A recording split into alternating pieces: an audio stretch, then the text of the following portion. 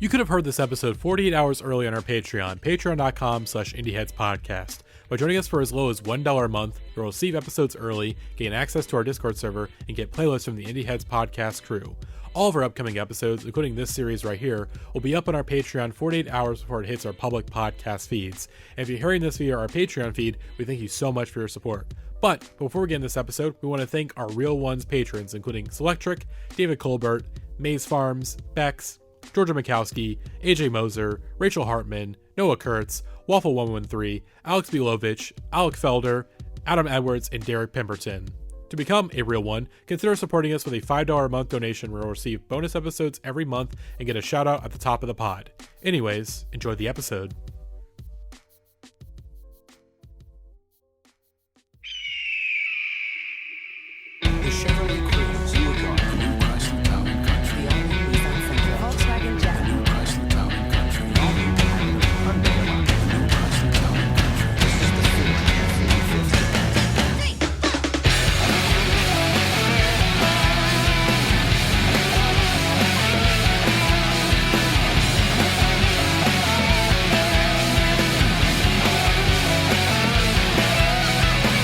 Hello, everybody, and welcome back to the Indie Heads podcast, Car Commercial Number Ones.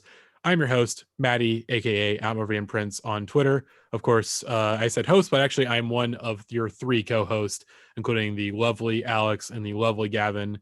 How are we hanging in there on week 7 of the Car Commercial Number Ones? This week feels like doing my taxes. Yeah. Yeah, nothing too bad, nothing too good. It's been a crazy week. Outside of people who are not on this episode, just going absolutely cuckoo bonkers. Yeah, in so many ways. Phil and April Margera wished me a happy birthday. That was pretty cool. I didn't get Matty anything for his birthday, which is the day after mine. So I'm sorry. This is our present, Matty. Yeah, Getting to do this is our present. Yes, and honestly, I think it's a lovely present because once again, I don't think I can do this podcast without you two. Oh, I that's really so don't sweet. think I could. But that's so sweet. Yeah. I think you should check your Discord. Yeah, I think that's a pretty good idea, and I think you should possibly play the audio that you're about to receive. Yep. Loudly as you can. Okay. I guess maybe I should send this to your phone. I have it on here. I have it. Everyone can see this. The messages here, right? Yeah. Yeah. Oh boy. So, Alex has sent me a video from our very own Jake Wald called "Takey It All BCK 3.0 2.0." This has actually been a collaboration between me and Jake and Gavin and Natalie. I pitched the idea to Jake and he helped bring it all together in a big way. Shouts out. Thank you, Jake. Let's get into it. I can't wait to watch this with you. I guess before I hit play on this, let me introduce our two guests real quick because I forgot. Yeah, it seems like we got ahead of ourselves in terms of bits. Yep. Of course, we have Lily. Hello. For comeback, welcome to the Car Commercial Number Ones. Thank you.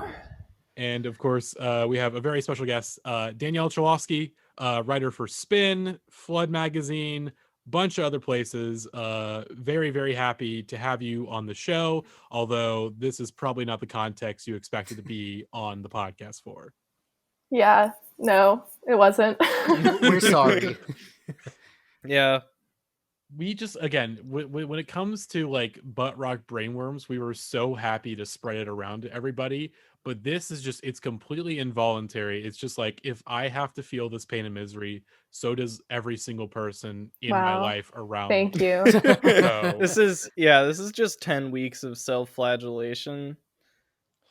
okay, now that we've gotten introductions out of the way, let's figure out what the fuck has just been sent to me. So let me hit play on this this video that has been sent by Alex, Jake, Gavin, and Nat.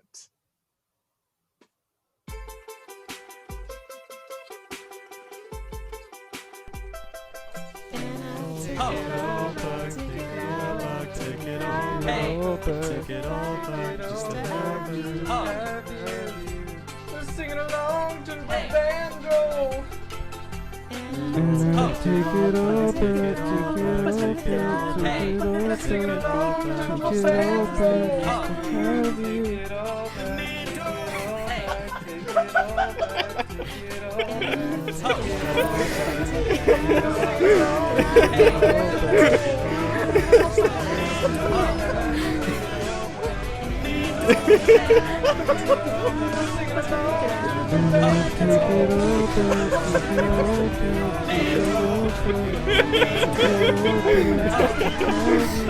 Singing along to the banjo.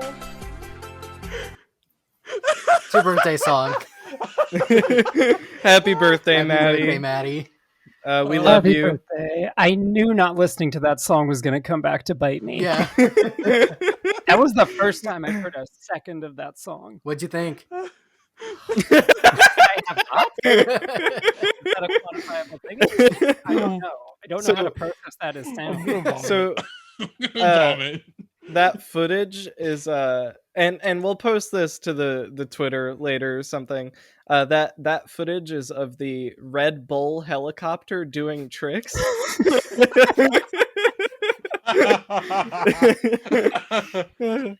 Okay. Danielle, sorry that you had to see. Oh yeah. I feel like I just had a brain aneurysm. Oh.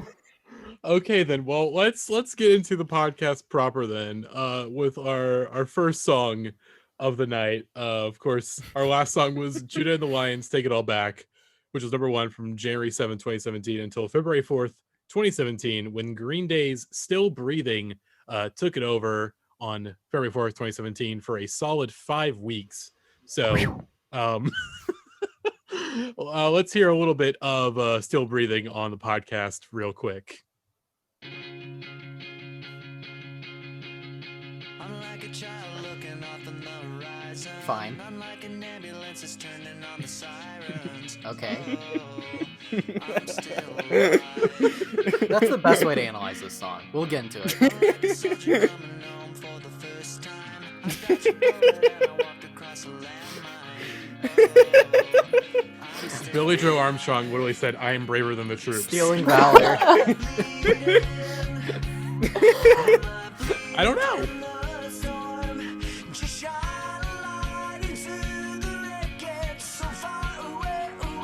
Cause I'm still breathing. Cause I'm still breathing on my own. My head's above the rain and roses, making my way away. Cause I'm still breathing. Cause I'm still breathing on my own. My head's above the rain and roses, making my way away. My way to you. So that was a little bit of Still Breathing. I'm gonna let our guest speak first. Danielle, of course, you are a emo punk head. What are your thoughts on legendary Green Day's song about stealing valor? What are your thoughts on Still Breathing? Well, I was never that into Green Day, honestly. I was always more on the Blink-182 side. That's Thought right. they were way better. Thank you. I hate this song. It's so boring. The lyrics are so funny though. Like I can't listen to it without laughing. God, and wasn't this whole album cycle just really cringy? That's every Green Day album cycle. Okay, for the past. I just remember seeing weird memes about how they were marketing it, and it was just really strange. But Well, because this was like post Trey Meltdown, like rehabilitation album cycle, right?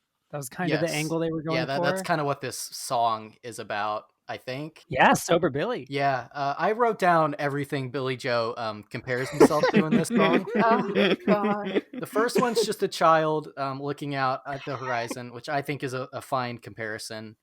He immediately goes into comparing himself to first responders, and if he's not comparing himself to first responders, he is comparing himself to a car. Immediately after that, we have a soldier who is injured in a war. And then we get drug addicts. I'm going to give Billy Joe that one, given his issues with addiction. That part is still so cringy. Yeah, but he also does gambling addicts right after that, and then a child without a father and single mother. I feel nothing for this song musically, but lyrically he managed to say something that's probably offensive to every political position on earth. So it's honestly the most punk thing I've ever imagined in my life. So I give it a pass. I'm gonna give Green Day a pass for this one. I give it a pass for the opposite reasons, and that I did not register the lyrics until you all brought them up. Like, I was raised in a Green Day household, and so like this, it was so weird how the second I heard this kind of like 3-chord pop punk situation, my brain just like went to like, oh yeah, we know what this is, and I didn't even like pay attention to the rest of it, what was happening on like a critical level. My brain just like shut off and was like, give me those 3 chords.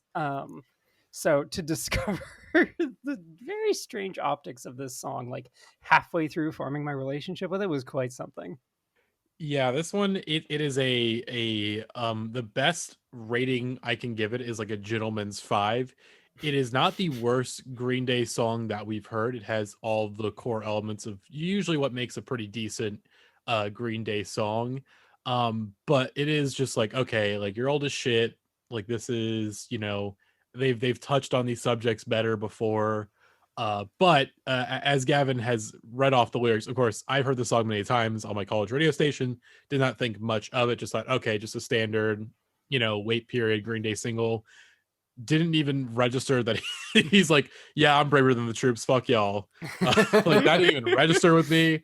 So the fact that it goes from a 5, I think, to maybe a 6 on a good day, just because of how fucking funny the lyrics are and just how much self-awareness that Billy Joe Armstrong This man has lacks. been so much richer for like literally longer than I have been alive than me. And it's just, you know, I respect his overcoming of things, but also what wild comparisons to make in this song. Like, it's just so funny. This is one of the funniest songs this week.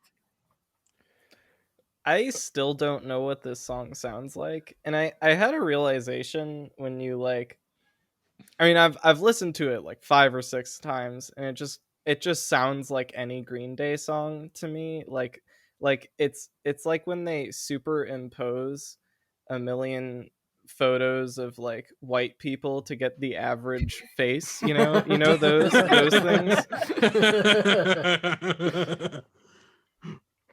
It's like that, but Green Day songs.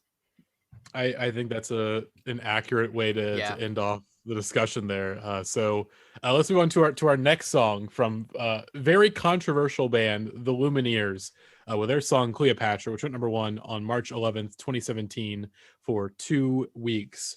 Now, Gavin, do you, if you want to say anything that would get you arrested about the Lumineers, this is the time, because I can mute it before I actually say it during the song, so that way copyright will save me.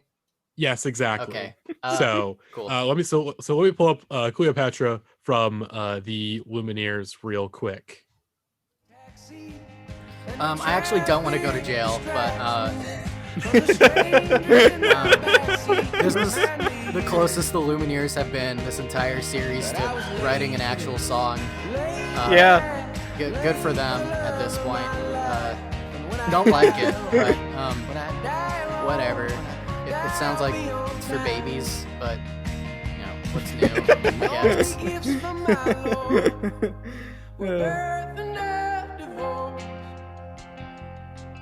But I've read this script in a costume fit, so I play my part.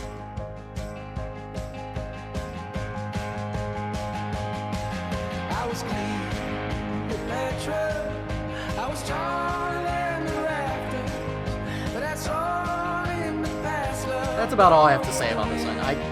You couldn't pay me to have another opinion aside from yeah, my eyes have glazed over for 45 seconds. Yeah.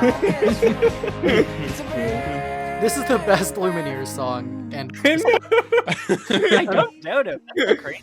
Yeah, I'm sure that's true. I haven't listened to the other ones except from Millennial Whoopcore, but I like the song. I actually like the song. I cannot fully articulate why, but it just all the serotonin, it just sort of clicks for me. I like the guitars, I guess. I think his voice is a bit better with like more electric instrumentation than like your shitty like standard folk acoustic guitar and a bunch of random trust funds crids screaming ho hey and things of that nature.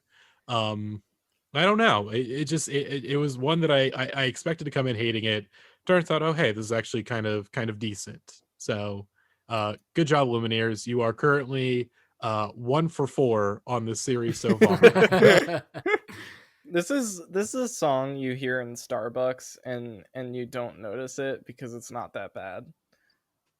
Yeah. That's all I could ever say about this. There's like, it's got a narrative, it's got basic song-like qualities, which means at this point in the series, that means I think it's good. So we are suffering so bad. If we had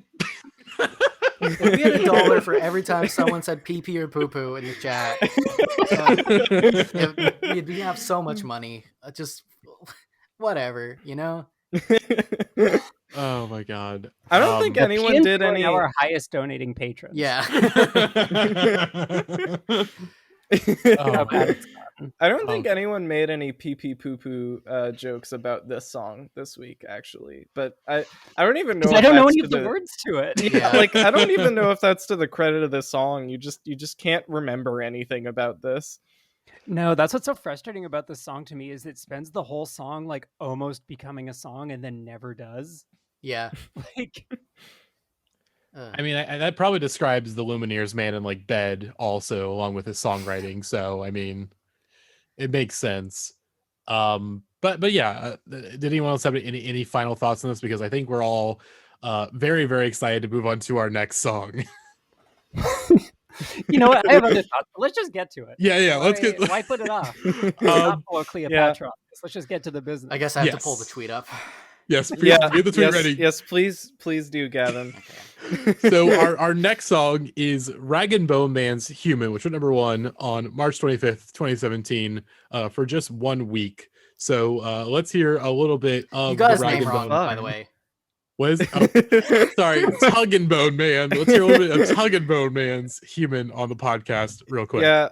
We didn't know who this guy was. We didn't know this song, but for the entire series we've been calling him Tug and Bone Man in the chat. And it's just like enough to push us over the edge. I don't know. Also, this song has 1.2 billion views on YouTube, which is just insane to me. This song doesn't exist here, but I guess British people or something. What have really I been love saying? it. What have I been saying about British people and their specific mental illness? We just look. The British gave us Muse. We can't rag on Rag and Bone Man that much because we still have another Muse song to talk about next week. Don't put the blame on Tug and Bone Man.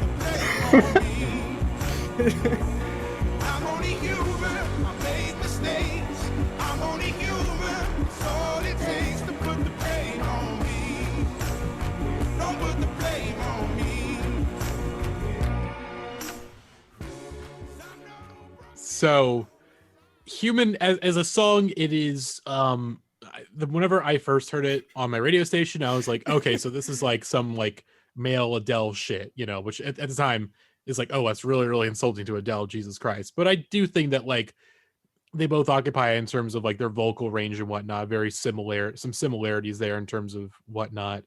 But of course, our discussion on Rag and Bone Man, aka Tug and Bone Man, was soon overtaken with Gavin. You're the one who found this tweet, correct? Yeah.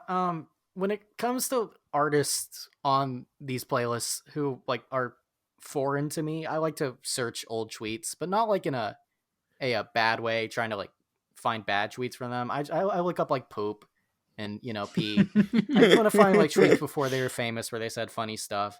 And our dear friend put out a message that I thought was going to be completely unencryptable. Like this, like I thought this was something that only British people would ever understand. I'm not changing any word of this. Just listen to these words in this sentence. Saw my old history teacher in a pub toilet with Bronson around his hooter, dribbling like a toddler, telling me I'm not like this, LOL. Now, our dear beloved friend Barely March just completely snapped at the phrase Bronson around his hooter has become the hottest thing in our Discord. Everyone is all about Bronson and hooter. I thought no one was going to solve this code until our patron Godfrey deciphered for us that Bronson is slang for cocaine and hooter is slang for nose. I don't accept that explanation. Bronson and hooter are words that mean nothing, and this sentence means nothing. I'm going to retweet this tweet right now. Thank you, Tug and Bone Man. Your song is okay. If you couldn't understand that tweet, or you need to hear it for a second time, as you said, our good friend Barely March has also put this tweet to song. So let's hear how Mr. Barely March interpreted this amazing tweet into song.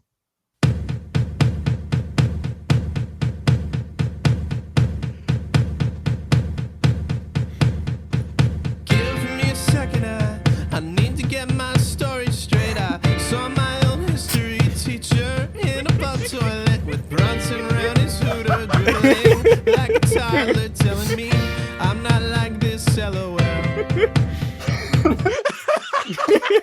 Just the hero. Put it in the MoMA. The hero that we needed, Barely March. Yeah. It's impossible for me to feel any bad thing about this song after all of the Tug and Bone Man jokes that have been made. This has been going on for weeks. Like, this guy and I accidentally said once, "Who is Tug and Bone Man?" And it has spiraled into this most beautiful thing nobody could have ever predicted. And just, I have to like the song "Human" because of what it implies if I don't. Yeah, I really came around to it. I was watching the video today and I was like, I can't hate this. It's so funny that a man like this exists. There's truly no one else like him. I don't know what the song is trying to say, but it's so funny to me. It's just so, like, I don't know. I like, it feels like an anti-cancel culture song. But it really does feel like it's saying, like, accountability is cramping my style. Like, which only adds to it. I want to think it's like a gaslighting anthem, but I think Tug and Bone Man is too stupid to do that. I think he's too stupid. But I don't even think Tug and Bone Man knows the phrase cancel culture. Yeah, no. He's just in Bronson and Hooter land. This Well, man, I think he's British, so for him, cancel culture is probably like, I don't know, like Hobgoblin's knob or something. Really different phrase. This man, Tug and Bone Man, he and his wife got married while wearing tracksuits. This is the most British man who have That ever fucking existed. rules. Legend. Drop wedding pics in the chat. Oh my god. Let me see if I can pull up the tweet. I think my internet's actually like fast enough that I can maybe find this. Actually, oh wait, hang on. Okay, my internet's gonna be too slow. I will post this after the episode. Yes, please. I'll definitely retweet it. But Tug and Bone Gavin, Man fit watch. We've prepared something for Gavin as well. Oh no. So Gavin, we have a very special message from a very special friend of the pod. Oh no. So Horrible lack of bits I've walked into. Should not have agreed to be on an episode this stage. So Gavin, I'm so sorry, Danielle, for what is happening right now. let's hear a very special message from our friend Peter for Gavin real quick. Here's it going. Real life Peter Griffin here with a shout out for Gavin from your buddy Matt. He tells me that you're feeling kind of down because you ran into your old teacher and he had some Bronson on his hooter. Well, at the end of the day, at least the guy's not Meg. And you know what makes me feel better all the time? Bang, bang, bang, bang, bang, to weather, well, I bang, bang, bang, and a bird word. And well, don't you know about the bird? Well, Peter's gonna tell you about the bird. Bang, bang, bang, bang, bang, to weather, well, a bird.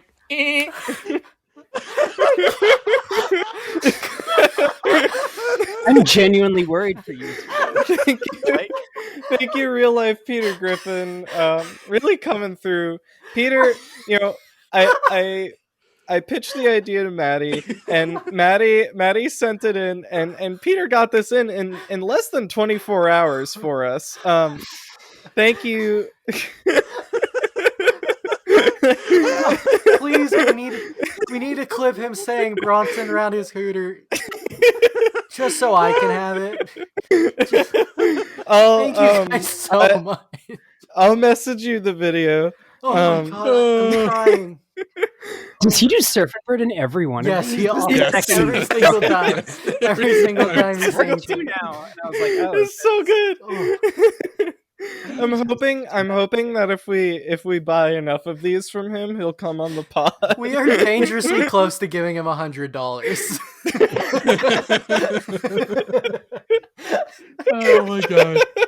Well, I don't know if we can really say anything else. How can anyone say anything bad about this song now? Look at how much happiness it's caused us.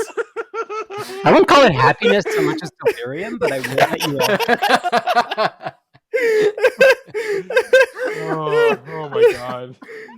Jesus Christ. My diaphragm hurts in my throat. My chest.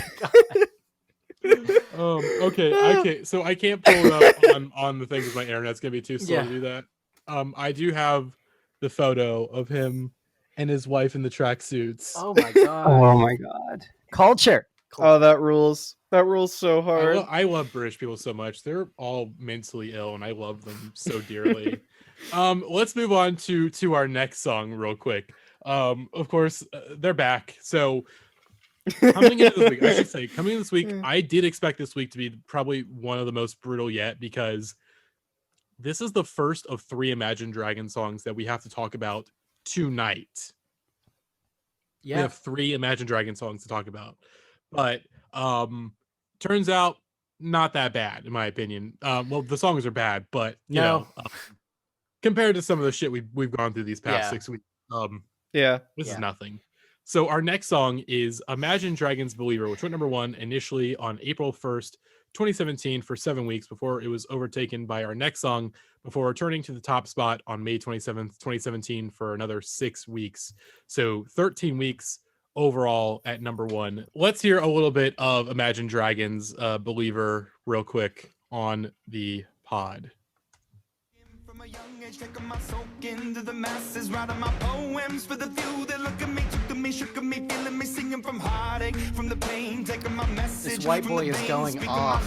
That's all he knows how to do, Gav. I know.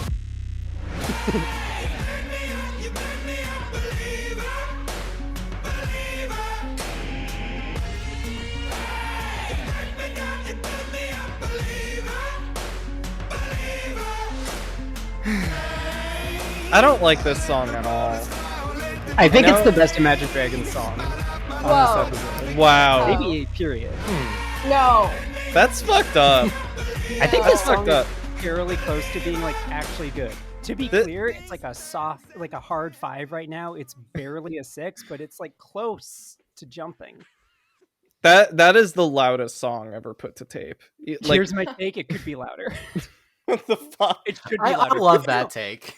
This I'm thing, with it. This I'm thing with gives it. me listeners fatigue. 4 songs into the playlist every single time, to the point where I just deleted it from my phone. This is the song where I'm like, okay, now the playlist is going. Like now we're getting to Oh my god.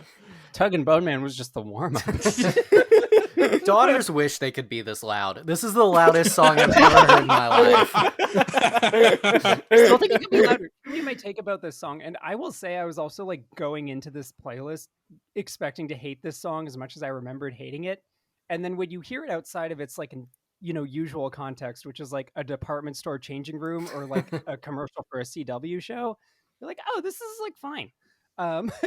The only thing that kills it is the chorus is like so compressed that like it's like only the chorus is in mono, and if they had just like if they just let that breathe in the mix, this like that chorus would have actually been able to hit, and you do get a sense of that. when you watch live footage of this song, which I've done a number of times for research. Look, Lily, you say that, and I just have no reaction because AJ Moser watched 30 live performances of AWOL Nation's Hollow Moon Bad Wolf. And we saw what that did. That did some irreversible damage to not only AJ, to all of us. But I'm not we're mad. all so fucked up. Yeah. We're all still here. And look, I didn't watch that many live performances, but I did watch a full 2-hour documentary about Dan Reynolds. That's true. Yeah, it's We true. can't say Lily What? isn't pilled. Yeah. What is that documentary? Okay, I'm so happy you set me up for this. The documentary is incredible. Everyone needs to watch it. It is like genuinely one of the most baffling cultural artifacts I've ever come across. It's the titular role. It's called Believer. It is about fucking Sweetie Petey, all-American apple pie Mormon wife guy Dan Reynolds being like crestfallen by the discovery that homophobia exists within Mormonism. And like truly the whole movie, he is just like Ethan Hawke in First Reformed levels of like, we gotta do something.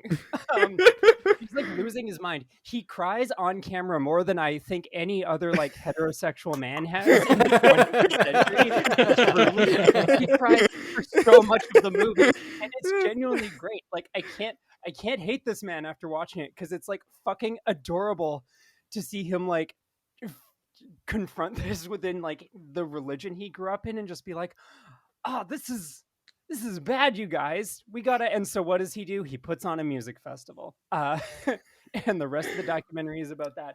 But then also mixed in is like genuinely some of the saddest shit I have ever watched about like queer Mormons like growing up getting like excommunicated and like the suicide epidemic within Mormonism, and interspersed with like footage of Imagine Dragons playing live. It's a sight. This I highly sounds. recommend you watch it. This sounds good. Yeah. This series has introduced me to so many movies that I really just desperately need to watch. Hey, Believer on HBO Max now. Also, I realized this towards the end of the movie is that what's fun is you don't hear a single word from any of the other dragons. In the whole movie. Like, what are their thoughts on this? You hear more from the Neon Trees guy than you do anyone else in Imagine Dragons, or Dan Reynolds' wife, for that matter. And there are some incredible scenes of their marital dynamic. I have to go off on this. There's one scene which this was the point. It's like at 20 minutes into the movie that I was like, okay, this is an essential like text for understanding the 2010s, where Dan Reynolds is like stressing about the food cart situation at this festival and is like, his wife is trying to calm him down and he is just perpetually interrupting her. And on the 5th time he interrupts her because he's eating at the same time, like, she's like, listen, I don't think, like, you know, we'll be able to, like, talk to people and figure it out. And he cuts her off to be like, did you put bologna in this sandwich? Then they have a further 30 seconds of conversation that was left in the movie about the fact that that's the first time she has put whatever meat it was in that sandwich. There's also a scene where he says, and I quote, they're, like, on the way to the festival and he's getting nervous again. And he's like, babe, you're stressing me out. Or maybe I'm stressing myself out and I'm blaming it on you because you're my wife.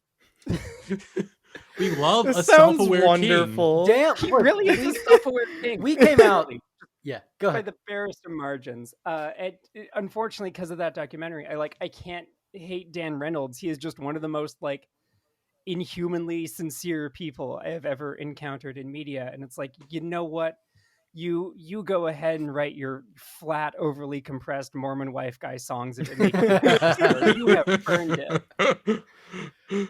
Yeah, we came out as Team Dan when we talked about Radioactive. Dan seems like a hero. I've come around. I thought I was gonna hate this song more than I did. I don't know if I like it, but I Imagine Dragons were the like most hated band of this movement.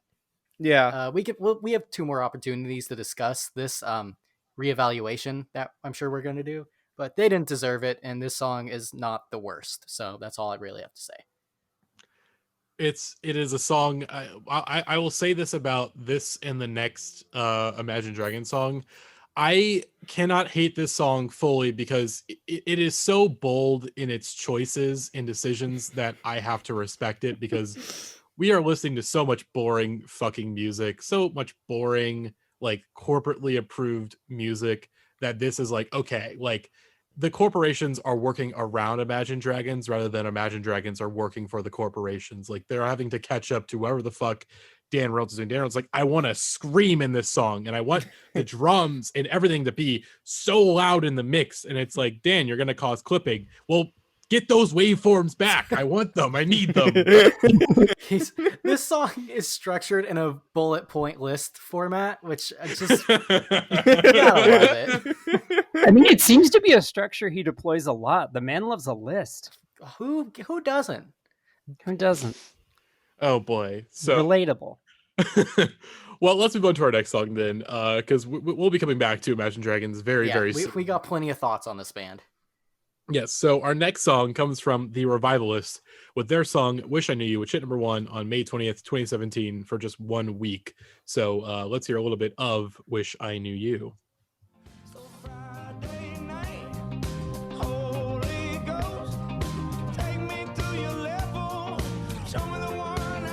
What is up with all the Christian fuck songs on this list? We got such a fucking wife guy playlist this week. It's actually like AJ was talking about me like me struggling with this because I've complained about the white people horny music in the past, but I don't know, it's just so bizarrely tame and like chill. I can't like hate this. I can't be like discomforted by it at all. Also, just he comes right out the gate, mentions the Holy Ghost, like, and then later we've got Dan Reynolds' BDSM Mormon fuck song, and I don't know what to make of this playlist. Oh boy. So that was "I Wish I Knew You," which is a song is this week is just full of like gentlemen's fives of these are songs that I cannot bring myself to hate, but I do not like them very much either. This is a song, it's about being old and wanting to get down with your sweet honey. And you know what? I can't hate that. Grandpas need alternative music too, and this is a perfect song for your grandparents. You want to get your, it's like you want to introduce your grandparents to like quote unquote indie music. This is a fine song to send their way, in my opinion. I would not be mad if you did that. I can't send my grandparents like Obstacle 1 by Interpol. I can't do that. They're gonna, but I can send them this, and they'll go, "Oh, that's cute," and good for them. Good for the grandparents. They got one on us finally. God bless. Yeah, good point. Because the music video really leans into that angle in this song too. Oh, okay. I will say though, I do not condone the lead singer of the Revivalists because of his stupid hat and his stupid haircut. Because this is a man that would come up to you at Coachella and probably sell you like really bad LSD for like way overpriced. Either that or he'd be the guy that you sell like an eighth to for like $100 because he doesn't know any better. It's one or the other. He is either the shitty drug dealer or the shitty drug customer. I don't know, but this song is boring. I good for the grandparents, but I am 24 years old, which basically makes me a grandparent on the internet. But even then, I'm only so shit. down with the song. What's up? This band has like 1, 2. Oh yeah, 8 members or This band something. has 10 members. Arcade I forgot Fire. about that. What the fuck do they play? 8 members. Sorry, Lily was right. That's insane. Yeah. There's no way there are 8 instruments on this song, or even like additional people singing. I do not know what they're doing here. Oh my god. This is broken social scene for this is broken social scene for your grandparents. Broken. Oh, social come on, be scene nice. Justifies their member count. I don't know anything about broken social scene. All I know is that there's a lot of fucking members in that band. That's all I know. I don't know. Yeah, we need a new 1,000 people band. We can't say the world is a beautiful place anymore. King Gizzard's out. Like we need a new band. I guess COVID fucked that up. We can't really have a band with a whole bunch of homies in it. I guess Typhoon. Yeah. Typhoon counts maybe. No idea who But the no fuck one- that is. I only listen to Fish so. and these playlists now, so that's where we're at. This song's fine. I like the horns. Who cares? All right. Well, Does anyone have any thoughts on this? Oh my god. I mean, this is. I don't have much to say about it beyond the fact that this is one of my least favorites on the playlist. I think I do feel like I agree with everything Matty said, but instead of making me feel nothing, it makes me feel like visceral repulsion. Because like, I think it's not only is the singer the guy who is either like you are either buying drugs from or he is buying drugs from you, but like for me he also feels like the guy who is hitting on you the entire time he's doing it as well. Like I don't know why I get such a like creepy leering vibe from this song, but it's like I know if I ran into this guy at a show he would not leave me alone. Like that is his energy and I hate it, and I don't want to listen to music by that guy. I also think I Wish I Knew You When I Was Young is kind of like a weird, okay, if you assume the speaker of the song is middle-aged, then fine, but it's still kind of a creepy sentiment. Sounds like Woody Allen vibes. Yeah, exactly. And it's because we have another big fucking Woody Allen vibes song coming up that I think just like, I apply some of that distaste to this as well. I have no idea what the other song you're referring to. Yeah, is, I don't can't either. wait to hear it. Oh, well, now I'm scared. Oh, no. Danielle, I am so sorry you walked into this. There is no way we could have adequately prepared you for what we do here. Yeah. Okay. Well, let's move on to our next song. Another juggernaut of the charts, of course, as we are talking next. Portugal, the man's smash hit, Feel It Still, which was number 1 on July 8th, 2017, and stayed number 1 for a whopping 17 weeks in a row. So let's hear a little bit of Feel It Still from our good old pals. Well, not really pals. Well, we'll explain. Feel It Still, Portugal, the man. Let's hear a little bit of it.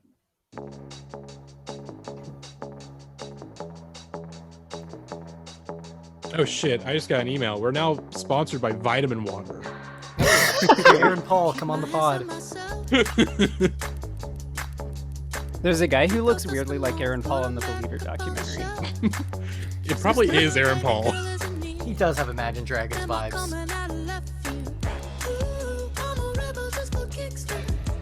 Or Mormon vibes, but I mean, what's the difference? Yeah.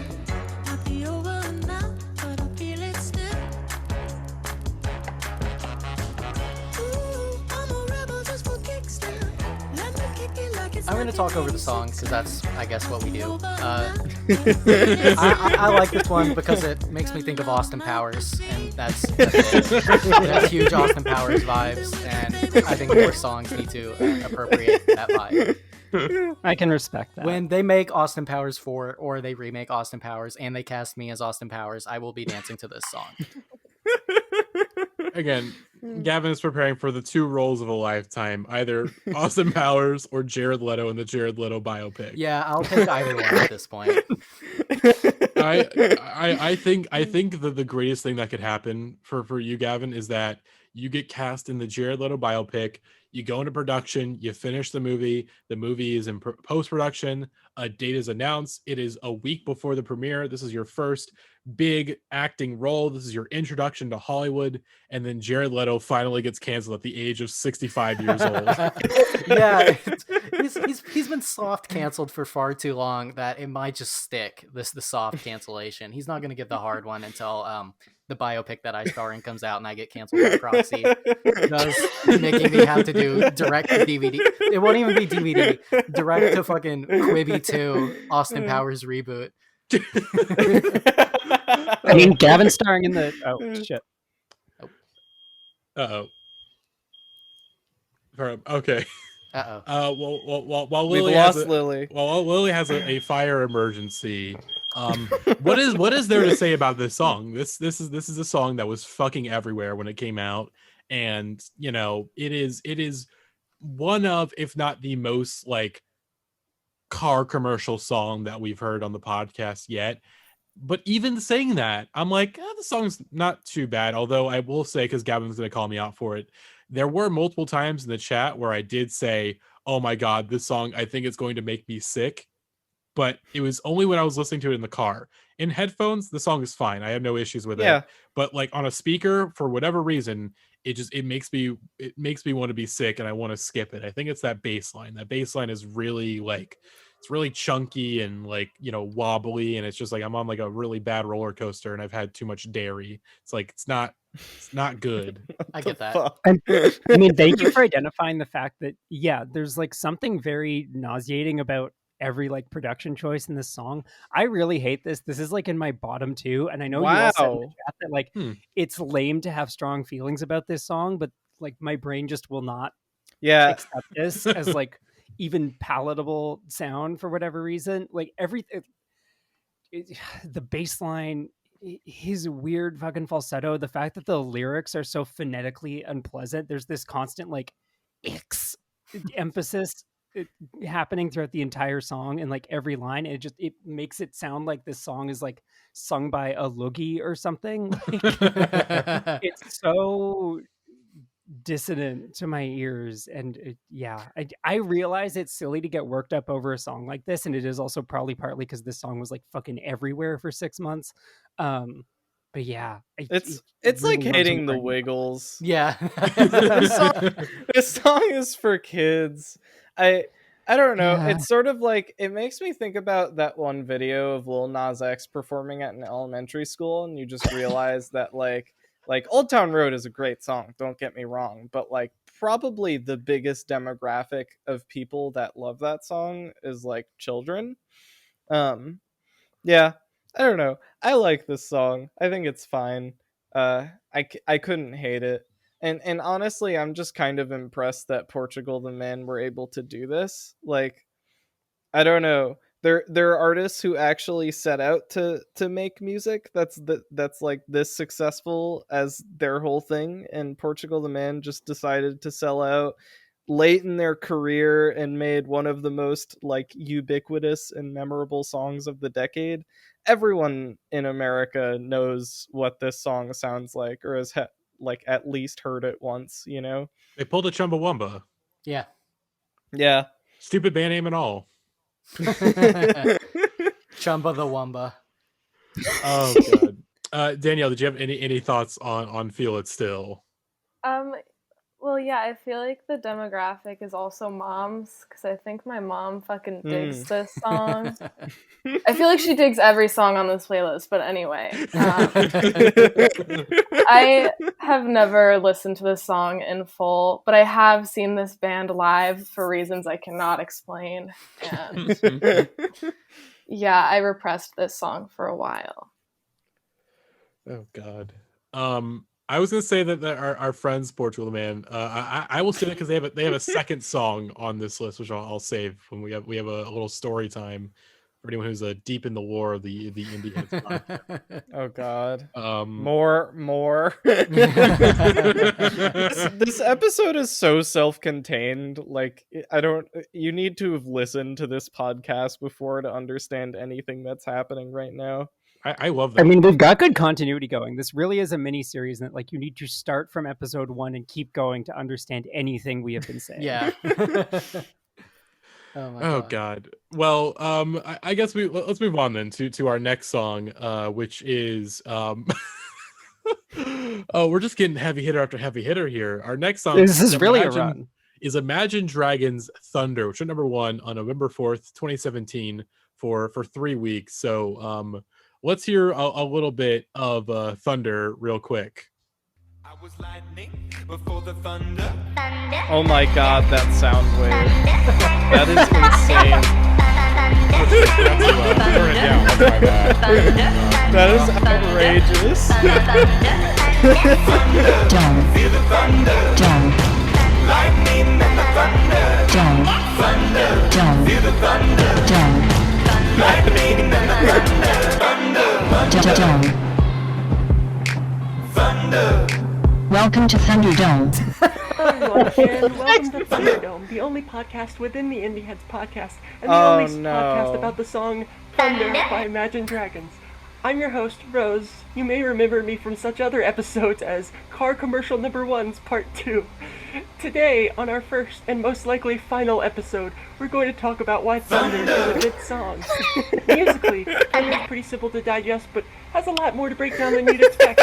The song fulfills the promise set for car commercial music back in 2013 by Lord's hit single, Royals, completely embracing the minimalist form of songwriting that allows the hook to achieve maximum impact by contrasting it with a more simplistic musical background in the verses, then hitting the listener at full volume, both physically and emotionally.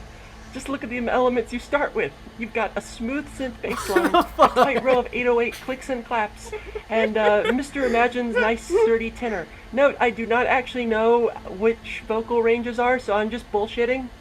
Anyway, the point is, look at the core. You've got acoustic guitars, you've got these huge bass drones, and a choir of voices all bringing you towards the same cry. Thunder! Feel the thunder, lightning, and the thunder. The words become a rallying cry above it all, something for the listener to grab onto, especially with the sort of call and response they play with the 3 little drum hits in there that come immediately after that. It's really nice. It's like such a detail. I wish more songs would do that, I guess. Like, highlight with the percussionary textures instead of just the vocal stuff. You know, but whatever, that's a tangent I can't get on. Anyway, it's a nice way to get the crowds going, and what I'm sure is a late set highlight of any Imagine Dragons live performance. Of course, I will be going to one of these after the pandemic is over, just to prove my point, I'm sure. The verses, on the other hand, are a nice success story. Danielle, I'm so sorry. That high school kind of sucks, and Mr. Imagine's life was no exception here. I mean, the dude makes Mormon BDSM pop. Of course he's fucked up. But yeah, he wants to motivate the listeners to follow their own dreams. I mean, literally, at the in the final chorus, they're all screaming, "Never give up." It's so motivating. Who cares? And though, we're here for the thunder. I think with my point made now, I hope that I can cede my time to you all, and everyone can find in their hearts to feel the lightning and the thunder, as I have now, 156 times by the time of this recording. Thank you all for being here, and let's love and forge ahead through the remainder of this awful fucking playlist. I was gonna say her goddamn mind. I was gonna say I'm gonna turn to the fucking Joker, but Rose clearly already has. I don't want to talk about this song anymore because I don't want to give Rose say anything after that. Yeah, anything. Respectful of Rose. So 156. I'm stunned. I'm shocked. So, in case that was our dear fellow podcast member Rose, she sent me a transmission to play for y'all because Rose has stated in the chat that Thunder is her favorite song of the entire series, which is deranged. 156 times. I do 156 times. I want to point out, Rose had so many weeks to prepare, and Barely Mark still listened to Hollow Moon Bad Wolf more in one day. That was like 170. But that's too much. That's too much Thunder. I do like this song. I came around on it. It's so funny. It's just Dan Reynolds flexing on the haters, and it's just. It's a live your dreams, live your truth. It's so funny. I can't hate it. You can't hate this. This is so dumb and funny. But I don't even want to talk about it because Rose has just lost her fucking mind. I don't want to become that, even though I probably will with 30 Seconds to Mars eventually. But someone is feeling the thunder a little too hard in our podcast. Oh my god. Thunder. Again, as I said earlier, Dan Reynolds and his Dragons, they're so bold in their musical decisions that I have to begrudgingly respect them at the end of the day. And this did kind of grow on me a little bit. There's a very important video, or really a clip of a TV show of course, I assume everyone listening is familiar with the wonderful television program Riverdale, correct? No, I've never heard of it. Regrettably, I have. Riverdale, of course, is one of the greatest television shows of the current century. Not because it's good, the complete opposite. Actually, it is the ultimate like conglomeration of like the teen drama. It is. Let's just take all these teen dramas that have come out, either reality TV, regular TV, like The OC, The Hills, all this shit. Let's just mash them all together into one giant monstrosity of a show that is one of the most enjoyable binge watches you can have, because every single episode is filled with the most insane thing that you are seeing on network television, but you forget it as soon as you see it because the next episode has something even crazier or something equal and crazy. So like someone could tell me anything about the show Riverdale and I'd probably be like, oh yeah, that was probably in the show, I just forgot about it because there was this other crazy thing that happened. But there is a scene in Riverdale of Alice Cooper, who is the mom of Betty, they named the mom Alice Cooper. Yes. And she's played by Matchkin Mick, the Shelley the waitress on Twin Peaks, who walks into some sort of dinner party event with like this, I'm gonna just say it, a very sexy dress while Thunder by Imagine Dragons is blasting. And it is just one of the most stunning uses of audio visuals ever put to the silver screen. So that is all that I have to say about Thunder by Imagine Dragons. I think can we just acknowledge that one scene in Riverdale? And I've never seen the show, but Matty sent, well, maybe it wasn't Matty, I don't know. Someone sent a sort of screen cap of a scene from Riverdale in which a teenager who looks like 25 and just utterly ripped saying, in 4th grade, I dropped out to push drugs. And another teenager who also looks like about as old as I do, also utterly just jacked out of his mind, saying, then you've missed out on the highs and lows of high school football. Because that's just been living in rent free in my head since. I think about that almost every day. This is one of the most high school football songs I've ever heard in my life. Yeah. Oh God. Well, can I note that we've all become so broken that Matty called Riverdale the best show of the 21st century? And I didn't say the best. I did say the best. I didn't even notice. I said didn't even of register. The best. Didn't even register. It's 0. And would I be wrong? Would I be wrong? No, you laid out your point well, and I don't entirely dispute it, but just the fact that like we couldn't even muster like a sound in response to that, we were just like, yes, of course, continue. Just a young cum with a thick ooze. Well, we can't start doing this now. Okay. Yes. So let's move on. So after Thunder had its wait, did we hear from Danielle about Thunder? Danielle, do you have anything to say about this? Well, I just want to say that their first 2 records are really good. Hell yeah. Nice. I love that. That's all I have to say. Okay. Thank you. It is so sad that Jeremiah we're not able to slot him in because I think we could do an entire podcast just about like those first 2 Imagine Dragons albums with just Jeremiah, probably. Yeah. He has many thoughts. But yeah, like I said, we're so down bad with the series that again that Danielle can say, oh yeah, the first 2 Imagine Dragons albums, they're slappers. And we're like, yeah, I agree. They are slappers, actually. We love Dan. We love Dan. Yeah. We love Dan. We're Dan pilled at this point. Even me. I went into this series hating Imagine Dragons so much. I wasn't even on the radioactive train, but I can't deny this Dan man. And I also hated Thunder even more. But Thunder's just good. Thunder just bangs. They it's don't just deserve so the funny. reputation. They don't deserve to be like the no, worst they band. don't. They don't at all. The problem is none of these other bands had more than one hit. So like it was just a collective of shitty bands who had one song, and then Imagine Dragons who had several songs that weren't amazing, that top in the pop charts, or that were amazing in context to us. That people latched onto it and thought that they're the worst shit ever. But they're wrong. They're all dumb. Fuck off. Dan rocks. Dan stands for life. Oh, I think that's a good stopping point for our Thunder discussion. We gotta watch that movie together. Yeah, we do. You guys do. Please get back to me on that. Yeah, Yes. sure. We'll do a Believer documentary and Suicide Squad double hitter. Oh my god! Right.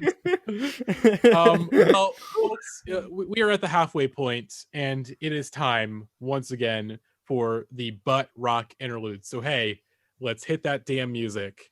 Bronson round his hooter, sucking on his bone. That's right, there's Bronson round his hooter, and everything is so messed up. Oh shit, what happened?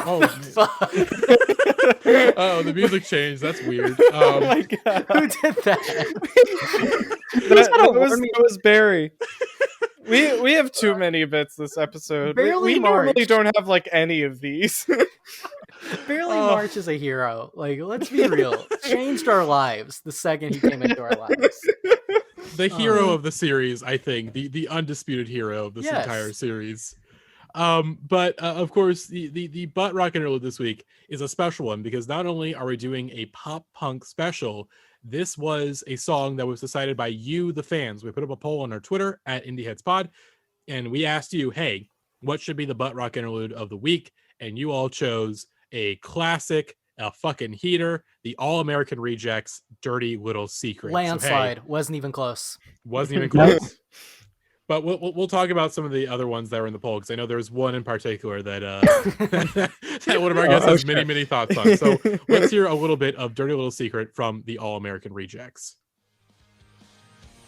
Let me know that I've done wrong when I've known this all along. I go around a time or two. It's so funny looking at the Imagine Dragons waveforms and then like a regular song. Games you don't wanna play. You are the only one that needs to know. I'll keep you my dirty little secret. I would get up and do some pogoing, but I live on the second floor of an apartment building. So I have to do it in my mind. Shout out Oklahoma Originals, All-American Rejects. Really? Yeah.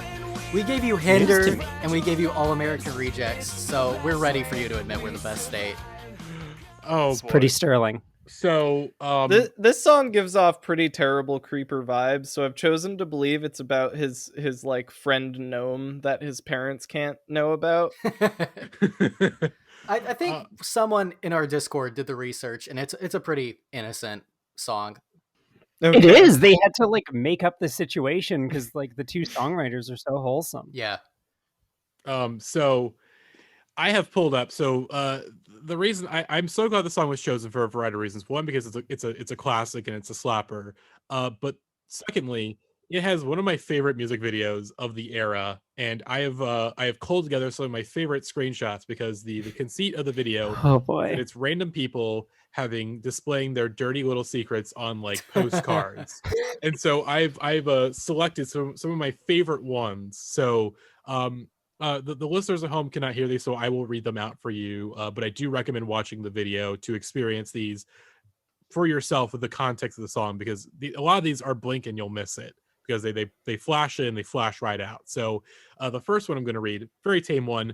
I want to go blind so I don't have to see them together, with I think the message in Braille under it. Yes.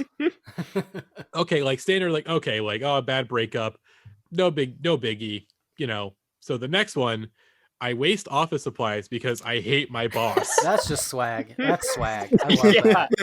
Who can relate? Can't deny that one. Yeah. And the next one, everything that I told her, and this is an image pointing at a psychiatrist. Everything I told her was a complete and total lie. 3 exclamation points. This person needs to be committed to a mental institution, but I do love that they're in this video. Yeah, don't lie. Well, they have a bag on their face in the background too. Did you guys just notice that? Oh my god. Oh yeah. Oh my There's a couple- god. Yeah, so there's a couple. So there's a couple of these people who are completely anonymous. They wore a bag over their head because they didn't want to Oh my god. reveal Oh my themselves. god. Bag The ones that did not reveal themselves, but also saying the things they said, I'm like, I really hope this was staged because, like, brother, oh boy. Yeah. They were reusing actors, so they put bags on their heads. That's a pretty likely story, I think. I was looking at the Wikipedia article, and I think they did just like take random things off Post Secret and then like get the actors to hold them up. Mm-hmm. So Oh yeah, brother. The three baby, the three Pete's. I love it. So the next one better been in one night. Yeah. this one is I had gay sex at church camp 3 times. It's a turkey. That's a turkey. That's impressive. You can tell me this is from the Dan Reynolds documentary too. I'd believe you. It is. It is. It didn't end well. This is such a good video. We have more. I have so much I more. can't wait. This is 4 out of 15. So I have so my much God. more. So the next one I have is content too, so this is very exciting. our next I one pee in the is sink. I pee in the sink. That Gavin is fucking pointing at rules. himself. I'm pumping my fist. I love this one. I think it's in Comic Sans too. Yes, it is Yeah. in Comic Dude, Sans. this is the best video Comic ever. Sans and a Beck. Yes, Oh. another baghead here. Man. Our next one is I make fun of fat people, but my mom is huge. God. Which is like Jesus Christ. Okay, 2006. Yeah. 2006. This is 2006, folks. Different times. I wish I was the other twin. Wow. Which is like Jesus Christ. Brutal. Brutal. Oh my Yeah, god. that's brutal. I'm only dating her to get to her sister. Wow. 2006, baby. That's awful, Yeah. man. That's Yeah, that's gnarly. Oh boy, I'm afraid that no one will ever love me as much as my dog does. Shout And the out dog's name is Charlie. Charlie, and it's a Shout out little, Charlie. it's a little like Chihuahua mix. It's really cute. That's a cute dog. Yeah, Charlie's love is all you need. Me love you, Yeah. Charlie. Hmm, I'm Charlie. afraid of naked women. I saw this one when I watched it today, and I'm like, hold on a minute. Oh brother. I was watching Folding Ideas video essay series on 50 Shades of Grey, and it's like those connect in my mind a little bit. If you know anything about 50 Shades of Grey, how fucked up it is. Our next one though, I cheated on my SAT and I got a scholarship.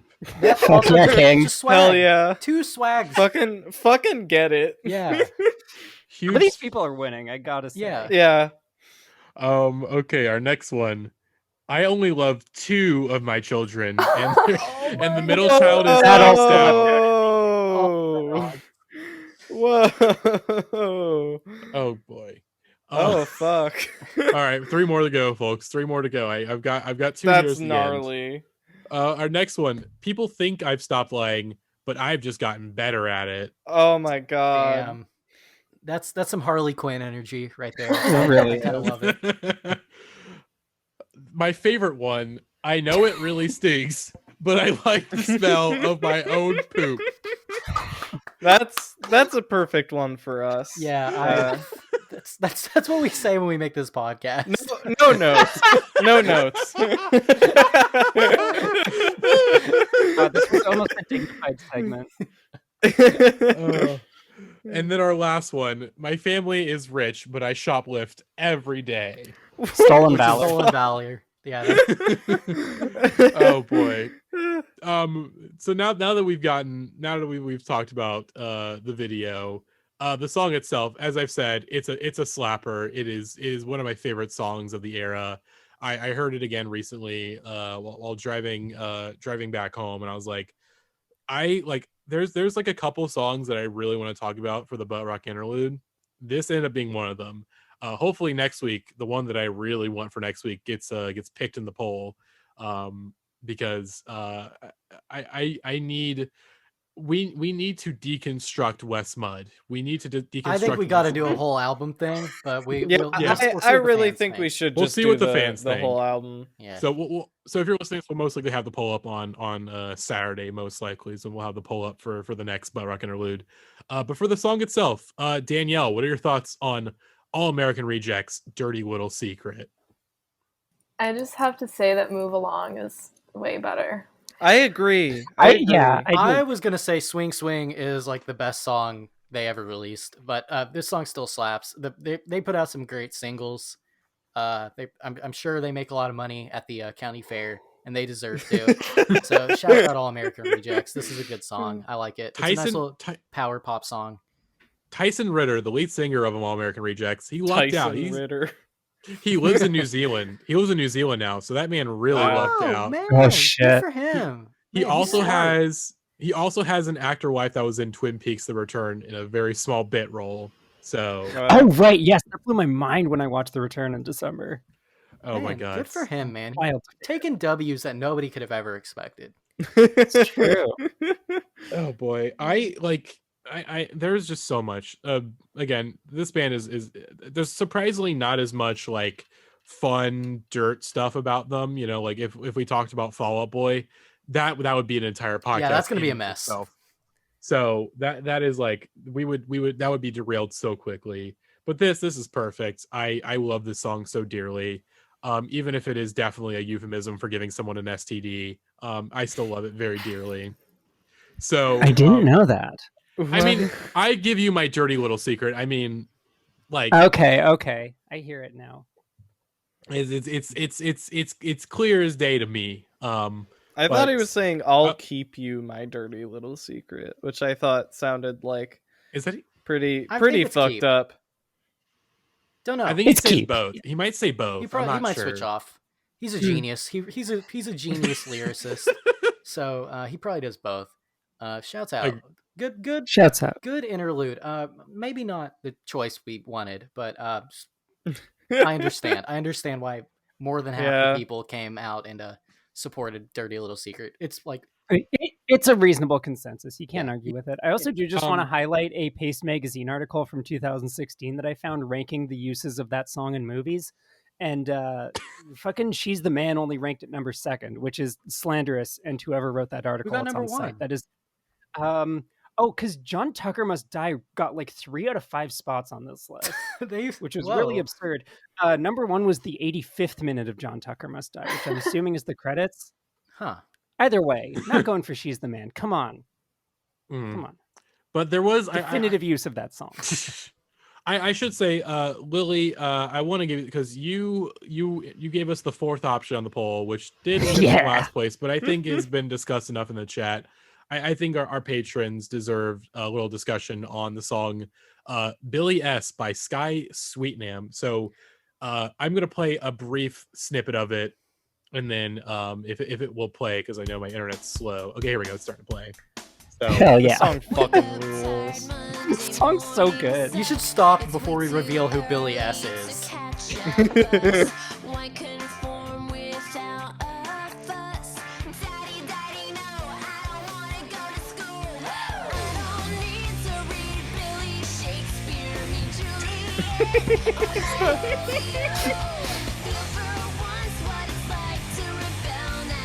I've never heard this song before Lily introduced it, and what a so bomb. good. This song rocks. It's a great song that nobody's. School does suck.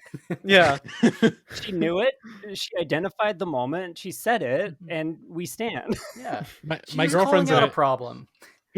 My girlfriend's in a Shakespeare class right now, so like I very much relate to this song. Who needs school? Who needs Shakespeare? Come on. Yeah, fuck Malvolio. This should have been a hit in America. It was fucked up of us to do that to her, to deny the great song that it really was. This wasn't even a proper hit in Canada. This peaked at like number 3 or something. Yeah. Oh no, wait! It peaked at 3 in Belgium, which is even funnier. I think it was like 15 in Canada. But this song was everywhere when I was like 8 years old. And it turns out, looking back on it, I was the exact target demographic for that song, which was written by a 15-year-old girl. Oh boy. Who sings in a like vaguely problematic metal band now. It's just such a wild world.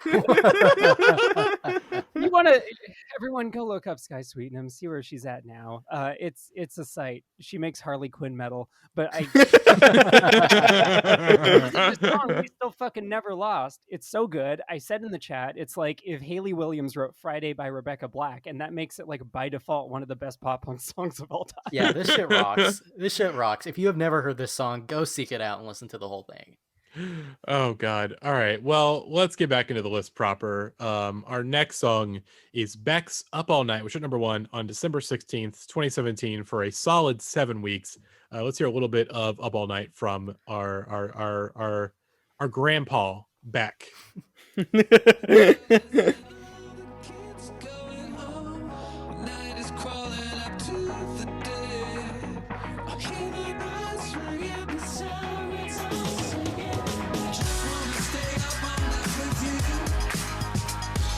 Just wanna stay up I called the song Dark Necessities last week department store music. This is like more palatable department store music. Red Hot Chili It's Urban Outfitters music. Yeah, Red Hot Chili Peppers. That's so true. Fucked it up. Red Hot Chili Peppers made a bad department store song. This is a pretty decent one. I don't hate listening to this. But I'm upset I'd never heard this before. The song's pretty good. Yeah, I'm more apologetic to Beck than I think most people would be in 2021. Yep. But I dig this one. This one's fine. I think it's maybe just because I had no attachment to Beck like previously. Like I'm sure for people who like, you know, it came up with him or whatever, this was like a big sellout move, but I'm like, I don't know, this is just a fun pop song. It does its job well. Well, he had that moment with WoW a couple of years before. Well, also, you know, but no, this was WoW was same album. Oh, but also I think like WoW was the first single, or am I wrong?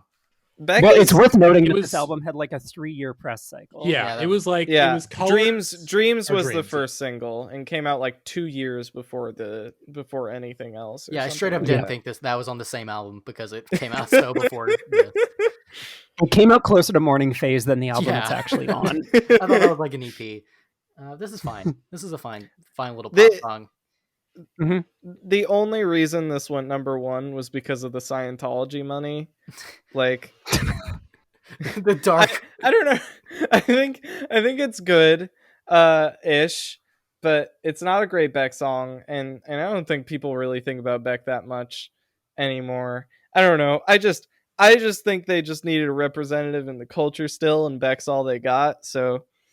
The fact that Beck is one of the few artists that has had number ones in I don't know for sure, but like most likely like Loser went number ones in the 90s, 2000s, and 2010s, and presumably 2020s whenever the next Beck record drops.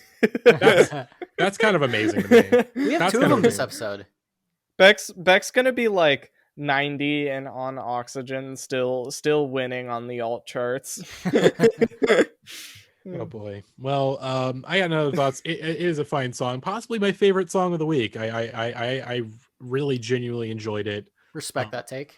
Yeah, I'd classify it top 3. I so wish this had been WoW. Like, my god, that would have been. Oh my god, like this is a fine song. It's a fine little alt rock, alt pop song. Like it's got some fun musical ideas, but WoW is just like I said about Imagine Dragons, it is so bold in its musical choices that I have to begrudgingly respect. Because I feel like this era of Beck, it's basically like taking 90s Beck, but reinterpreting it for the digital age of just like, okay, like the weird tricks and weird gimmicks that Beck had in like, you know, the Loser era, and sort of like, okay, what if I reinterpreted this? Okay, well, instead of like, you know, a bunch of analog tapes and samplers, like, okay, I have a DAW station. This is what I would do. Like I kind of respect that to a degree, even if WoW is a monstrosity of a song that I wish never existed. But WoW rocks. It's so Imagine Dragons-esque. and just making the choices that no one would ever dare to make. I didn't know the song existed. I gotta seek this out after. Yeah. Lily, you gotta hear it. You gotta hear it. I'll make sure. It's so good. It's something. I guess I would describe it as the dumbest possible tribute to like Coachella. Yeah. Okay. Oh my god. Do you have any more thoughts on Up All Night? Are we ready to go to our next song? I don't want to talk about the next one. So if anyone has thoughts, make them as long as possible. It's hard because like weirdly, by virtue of this being one of my favorite songs on the list, it is like so unremarkable in its just exact middle of the road competence that you're like, what can you say about it? It's like just a textbook, like pretty decent, you know, pop song that like I'd probably never like be fully into, but would never be like mad if I heard it in my stomach hurts looking at the next 3 songs we have to talk about. It's quite a run. Oh my god. Well, let's move on. Our next song, and our next song is from Walk the Moon, who are back once again with their song One Foot, which went number 1 on January 27th, 2018 for 4 weeks.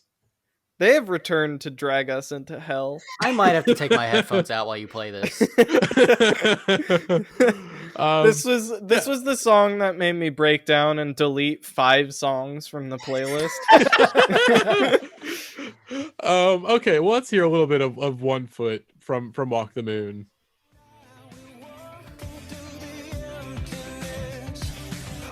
Oh, Jesus.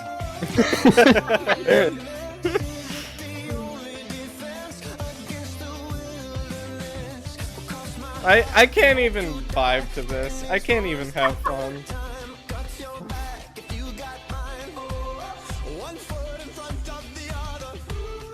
This is just so brutal. They have hoes and haze in there. I'd classify them more as ooze, but you know. Come on. Well, then they have Yeah.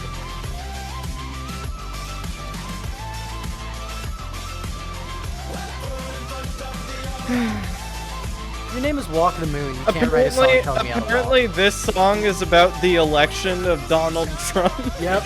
This is crazy.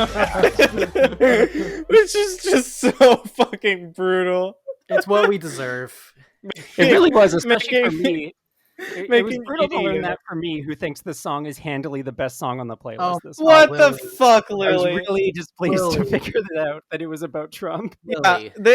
You chose a terrible dog shit EDM banger about the rise of fascism as your favorite song. Look, do you think I'm happy about that? I will tell you guys, I was like listening to the playlist blind, and then this song started, and I was like, you guys were shitting on Walk the Moon so hard in the chat the other day. AJ posted and this is on, and I was 1,000 like, pictures of the singer. Just wouldn't stop. Just posting pictures of the guy. Play my tongue full of that. Like, I was just getting scared the more he posted. So I was like, shit, I have to come on the air and say that I really like this thing. Like, this song came on, and I was like, oh, this fucking rules. Who is this? And then I looked at my phone, and like my face sunk. It was just like, fuck. It's not the opinion I wanted to have this week, but it's the one I do. I really like this. I'm not even going to say it's good. I'm just going to say it's the one I enjoy the most. Like, I can't, necessarily defend the criticism of it, but like, a fucking well-written pop song. Well written. Good energy. Yeah, structurally.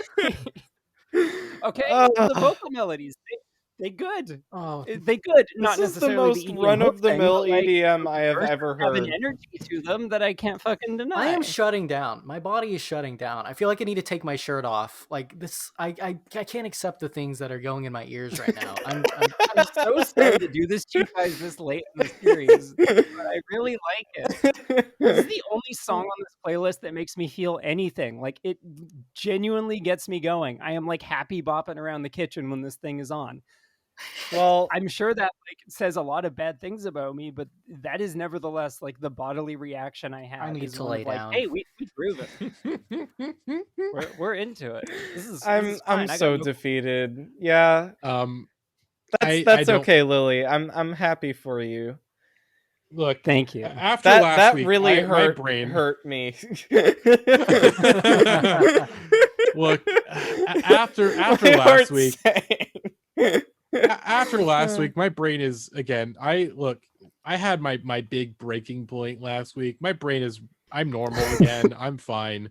This song is not very good, but I can't get too up in arms about it. Like, it's a 4 out of 10, but like I can barely register it. But also, I did like Shut Up and Dance, so like I just can't be that passionate about this band. Like, it's not. It's boring. It's a boring song. And if you're freaking out this much over a very boring song, except for like that one little vocal melody, that's pretty bad. Almost as bad as the one from the Lumineers. Otherwise, it's meh. I do not think this song is boring. This is the most obnoxious shit. Can we just What's talk about interesting how about you saying that, Matty, is that like I think this fucking Eat, Shut Up and Dance with Me for Lunch. This Oh. song is so much better than that. Like, I am not a unilateral Walk the Moon head, but this song does the trick. A unilateral Walk the Moon head. I get no consistency Things in are my- being said on this podcast that no one ever wanted to say out loud. Oh, Maddie I am Maddie because has mistaken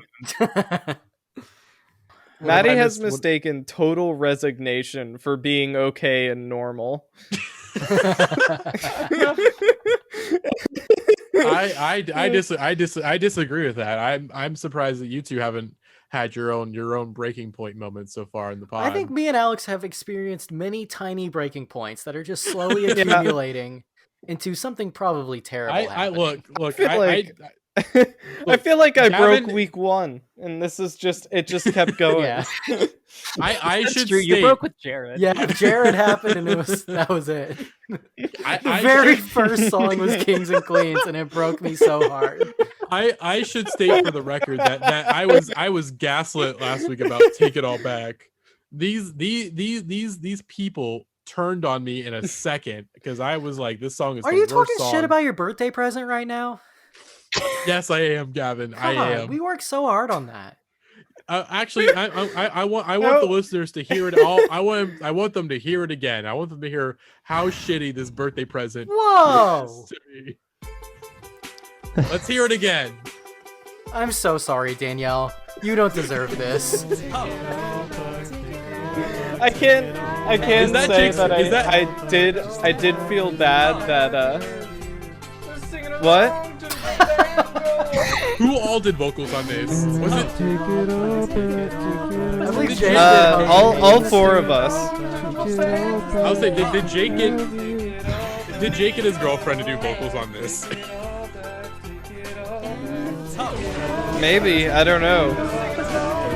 Also Mr. Judah. Okay, thank you, Judah, for your contributions. I gotta stop.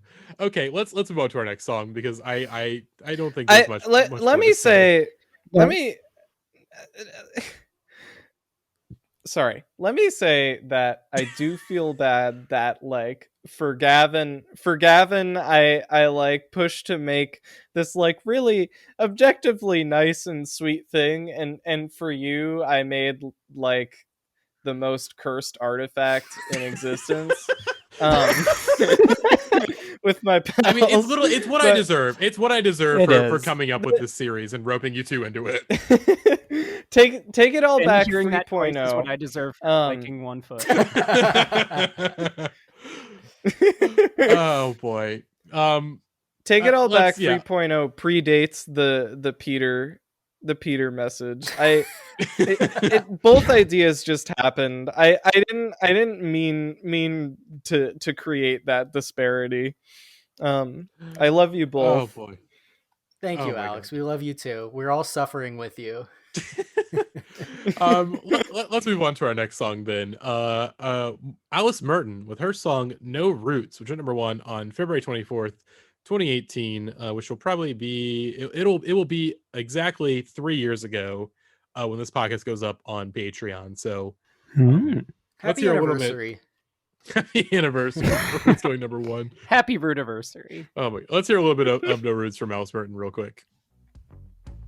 And 1,000 times I've seen this road, 1,000 times I've got no roots from my home. So the thing I was thinking about a lot while listening to all these is like we've entered the point in the algorithm where like all of these songs are ripping up a different, better song from like 5 years before. Yeah. And this song wants what 2011 Adele has so badly. Yeah. It's insane. Without a doubt. I was thinking this wants to be like fucking, I don't know, like normie tune yards, you know?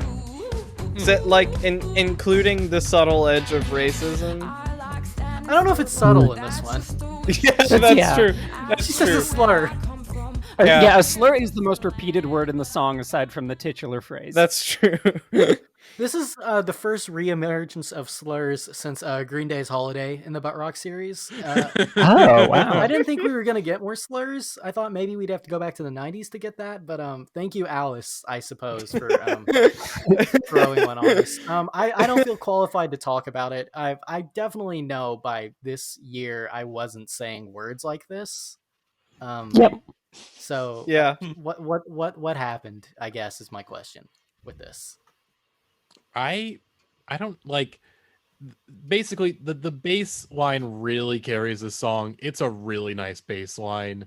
There's the reason why it's basically like the only thing in the mix aside from Alice Merton and the drums. It fucking carries this. It soars this song, but again, a lot of slurs. There's a lot of slurs in there. 2018, I think we knew better at that point. But Yeah, it just like I said, these charts, because it's gonna get way. I mean, the '90s series, like, because obviously a big running theme of the 2000s butt rock series was the fact that like we literally had only one song by a woman like go number one, and there's a bit more here, but like instead of like one, it's like like 4, maybe 5, and it sucks that like one of the ones has to be one that's filled with fucking slurs. Like, come on, like we're rooting for you, Queen, and what do you give us? No roots. We're not rooting. No roots. This is a song about being racist and living in a hot air balloon. So, well, unless we had any extra thoughts, I think yeah, I got no poops is about where I'm at. Yeah. We've just been saying I got no poops all week. And that's the like. I think this is a song that got me pilled on that. I'm pretty sure. This broke me into the pee pee poo poo. Yeah. A place I didn't think I'd reach. I was like, Jesus Christ, are we like going that heavy on this sort of humor for this series? And like 40 minutes into this playlist, you understand. You understand. Yeah, that's my only source of joy anymore is just bathroom Mad Libs with all of these songs. Yeah, it's the only way to respond to this wave of like brutal nothingness. Just a young cum with a thick ooze. One of the funniest things I think ever posted in our chat. Did we have any last thoughts on No Roots that we want to give before we move on to our next monstrosity? None. Okay, let's move on to this song. I have been dreading this band for the entire series. I've never heard a single song from this band until the series, but I knew enough from people that I deeply respect to know that once we enter the AJR zone, it is a no man's land. Welcome to the brother zone again. More brothers. So our next song is AJR's Sober Up featuring Rivers Cuomo of Weezer, which is number 1 on March 3rd, 2018 for 2 weeks. Let's hear a little bit of Sober Up from AJR. Goodbye. I said you're my bestest buds. We said that we keep in touch, and we did our best. All my new friends, we smile at party time. I'm so glad I got the song I like late in the playlist, because this is just like pure defeat now. This is so stupid, I think I might like it. Not for the reasons I'm supposed to, but I think I might like it. It's just so blatantly trying to be We Are Young, and it's also blatantly trying to be stressed out, and Rivers Cuomo is allegedly on this. I don't believe it. I don't think that's Rivers. I don't know what man they hired to pretend to be Rivers Cuomo. How's it go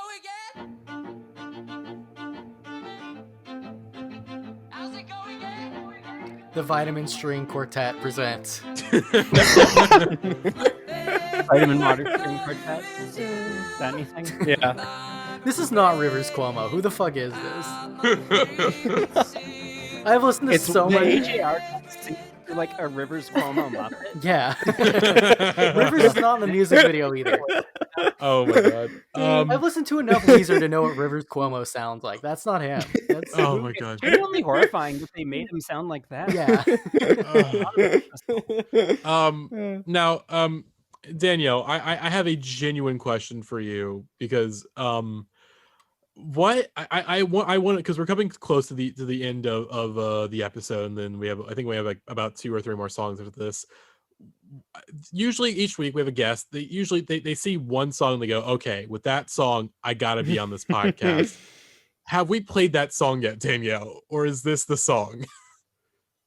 It might be. I'm just so disappointed in Rivers Cuomo if it is him. Can't prove it. Allegedly. He's not in the video. He's not in the video. So really, that does not make sense. They could even do a Nicki Minaj thing where they just put him on a green screen. Like they could even get him for the video. Like what's going on here?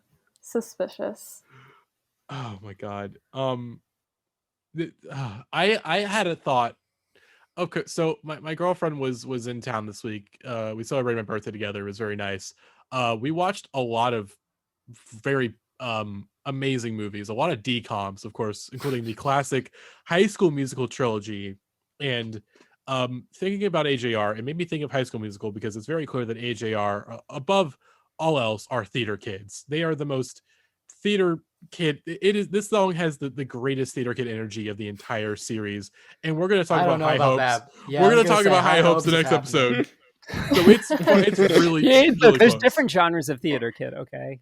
Yeah. And I don't they are know. the I two. feel like this song was made for like trust fund frat bros, but like the nice ones, like the ones that aren't just mean and belligerent all the time. The ones I think it's the nice guy energy that like puts this song into theater kid territory. Yeah, I'm with Alex. It feels like it's for frat guys who don't have nicknames like Hooper and like, you know, and Chugs or something like that. Bronson. Yeah, no Bronson or Hooter. I concocted a formula for this song, which is like it's part Vampire Weekend. It's part like it's a lot of fun. It's a lot of We Are Young. This song has so much We Are Young. A little bit 21 Pilots with the whole like nostalgia, leaving your friends from your hometown bullshit. He sounds a lot like Tyler Joseph also. Yeah, and then like half of it's like guy who still has an original Four Loko in his fridge kind of energy. Interesting. Yeah, like I respect just how like stupid this is. Like this is the first I've ever heard AJR, and I was expecting basically like Marshmallow, I guess. But that's next week. I don't want to talk about that. Fuck the As I understand it, they do get EDM-ier as the series goes on, yeah, so have fun with that. Natalie kept posting links to other AJR songs when I was like, I don't think this one's that bad. Natalie was like, oh, but have you heard this? I'm like, I'm not going to listen to more AJR songs unless you're this is in the whatever territory for me. I don't think it's the worst, but maybe that's because I think it's some of the dumbest, funniest shit, you know? That's not Rivers Cuomo. They're lying. This is the only songs that have a blatant lie in the title. So, it's true. I want to swing back though to my High School Musical comment because it's funny you mentioned 21 Pilots because I feel like this song. So like taking this High School Musical analogy that I'm going to make, 21 Pilots are Troy Bolton. They are the reluctant jock that turns out to have a beautiful singing voice and a natural talent for music, you know, just seemingly effortless, no training, just like they just have that natural it factor. AJR is Sharpay and Ryan in this scenario. They are the theater kids that have been trying for years and years, and they've tried so hard, but it is not effortless. They have intense Sharpay Evans. I feel like these brothers would be very, very mean to me. They would be the bullies of the theater kids, you know, like these are the theater kids that would cheat on their girlfriend, you know, like I do not trust these men whatsoever. Again, also it's brothers. We have on this series so far too many brothers. We've hit our limit for brothers. It's enough. No more brothers. The world has progressed past the need for brothers. We are adopting the China one child policy for this series going forward. No, you can have as many daughters as you like, but no brothers. Yeah. The one brother law, I should say. Yeah, one brother law. Yeah, this is a notably pro daughters podcast. Yes. So I would love to hear a band of daughters on this series, but unfortunately the music industry just is not going to let that happen. We don't have Hayam on here. No Hayam, surprisingly. Yeah, actually that is kind of surprising. I guess it's like they've always been on a major, but I feel like, you know, they've never been like they never gotten that huge radio push that a lot of these other bands have gotten. So it's just like they just don't have a number one. I'd have to see like what has like charting. I know like I don't even think there was any Haim songs on my college radio station until like recently with the new album. So I don't know. But that does scan. We'll get him in the 2020s series. Yeah. I feel like it's inevitable. We deserve some Tegan and Sarah mixed in throughout here. Oh, fuck yes, we do. Yeah. Oh boy. God. It just didn't happen. It wasn't in the cards. We had to go fucking listen to Come With Me Now by Congos. Yeah, Matty, I think your read on HR is right. Because like the energy this band gives me is like, and maybe this is why I can't feel apathy towards the song is because I've had to like deal with these guys through my life. Like this song to me feels like it was written by like the guy who shows up to the college party wearing like a short sleeve flannel he clearly bought like that day. Like you can still see the creases in it, and like he's fine or whatever. And then a couple weeks later, you have to like peer review his paper in class and discover that he has some like wild misogynistic opinions. Like that's the vibe they give me, and it's made all the worse by how like just like chaste and cloying it is. It's like the worst version of like whatever, you know, Jesus energy that like Dan Reynolds has. What if what if Vampire Weekend, when they got rid of Rostam, they hired Asher Roth? Yeah. The A stands for Asher Roth, and the J stands for Jordan Peterson. I don't know what the R stands for. But Roger Stone. Roger Stone. The three members of AJR, and they're all brothers. This song feels like, if you guys remember, like the John Mulaney joke, where he's like, because also the title of the song is called like "Sober Up," and it's like from what? Like it's like the Mulaney thing where he's like, "I used to drink, which is weird because I don't look like I used to do anything. I look like I've been sitting in a room eating saltines for the last 30 years and I walked out here." That's fair. This song was written by that joke. Oh God. Well, speaking of Dan Reynolds. Back once again, Imagine Dragons, another song that went number one, Whatever It Takes from the Dragons, which number one on March 17th, 2018 for 2 weeks. Let's hear a little bit of Whatever It Takes from Imagine Dragons real quick. Alex described this in the chat as Mormon BDSM music, and it changed my perception of everything in that moment. This is their most Maroon 5 song. That's true. Did you speed this up? Nope. No. I swear this He's doing sounds double time. better. Double time Mike Shinoda flows. No disrespect to the king, but I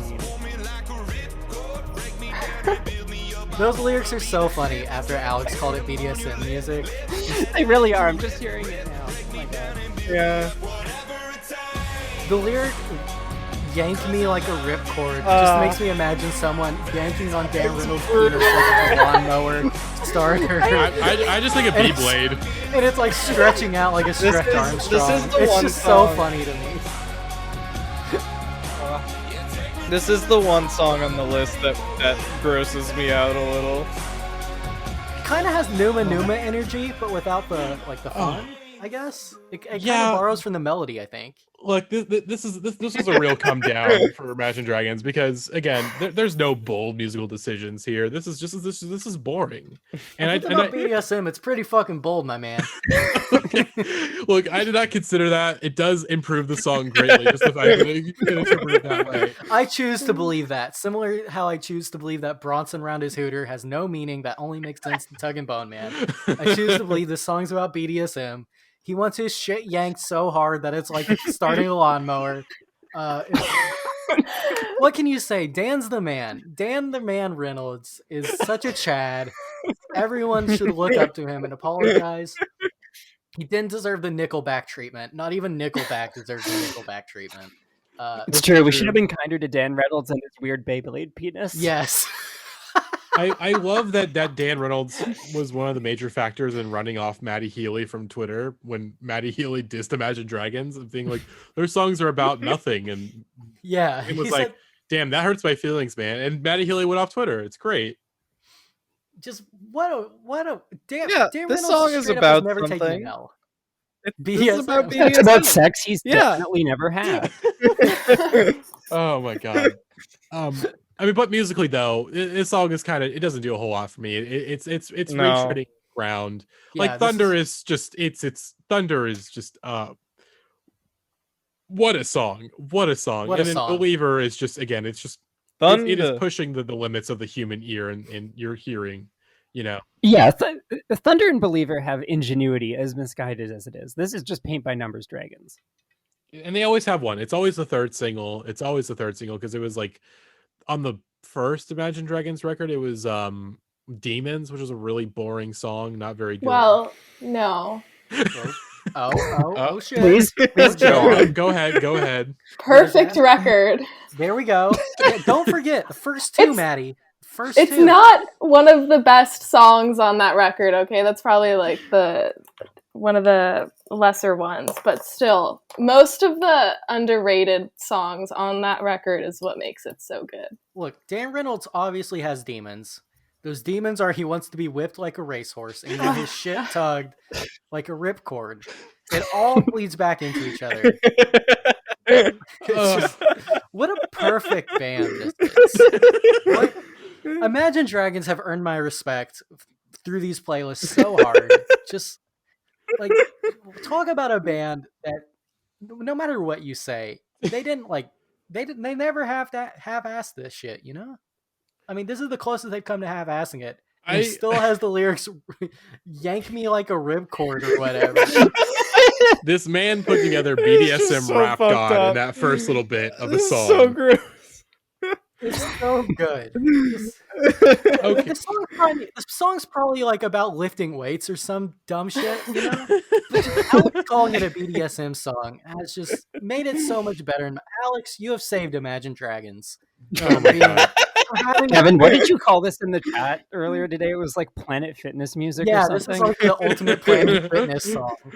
If it's not about BDSM. If it's about lifting weights and doing whatever it takes to get swole, I hate it, and it's not very good, and it's the worst Imagine Dragon song we talked about. But if it's about getting... It's probably about doing whatever it takes to get the Mormon Church to reverse its stance. That's on right, LGBT and that's issues. important. Dan's important, and we love him. He applied that read to Thunder. There's a clip in that movie of the making of Thunder, which is like very important culturally.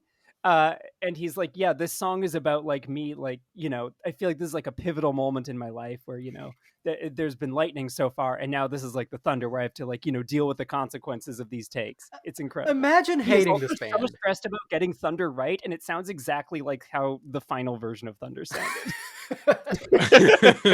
What an adorable little sexless man. Oh God. Okay, let's move on to our final song. I don't though. want to. I want to stick with Dan. Do we have more Imagine Dragons songs coming up? In this series, yes, we do have a couple more. I think we have one more Imagine Dragons song. Oh, that sucks. For the rest of the series. But Naturally. they will be It's back. insane that they have 4 albums, by the way. I'm just gonna filibuster with Dragons. I could have sworn they had 2. I thought there was like the It's Time one and No. the Believer one, and there was one in between that and one after, which is Smoke just, and like, shocking. Mirrors. I like lived through the era of Smoke and Mirrors and like saw like their tour for that, and it was such a weird time to think about now, because I don't think people were shitting on them yet. They weren't having that weird reaction that they do now, because they weren't that shitty until their third record. I don't know. I feel like people were shitting on them out the gate. Yeah, Hmm. I I was not a fan, and I was wrong. Also, they seem like a decent live act, I will say. Yeah, I think I'll Imagine bet. Dragons is I'll going to bet. be my version of AJ and Jake seeing AWOL Nation. We're seeing both. We're all seeing both. We're gonna go Yeah. to whatever festival books them both, and we're seeing them. Whatever my it God. takes. It's going to be Love Loud 2022, by the way, Oh, which is the name fuck of yeah. the festival. Fuck yeah, we're Oh, going God. Live Loud. And then we're gonna do karaoke, and me and Alex are gonna fucking crush Crossfade Cold so hard. Nobody's ever gonna see anything like that ever again. Indie Heads podcast. Let's make it Oh happen. my god, dude. Well, our final song of the night. And really, what a bummer of a song to end off We on. always honestly. end on bummers. Aside from last week, which was the greatest song of all time, Take It All Back 2.0, we always end on some bummers. Our next song is Portugal the Man's "Live in the Moment," which went number 1 on March 31st, 2018 for 2 weeks. Here's a little bit of "Live in the Moment" from Portugal the Man.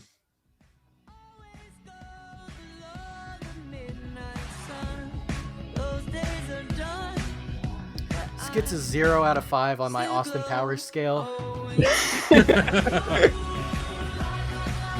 This sounds When Imagine Dragons play Believer live in the documentary, they do the lighting so it like matches up with the music video, and I just found that to be a satisfying bit of stage design you would not expect from a band. I love that we're still talking about Imagine Dragons over this.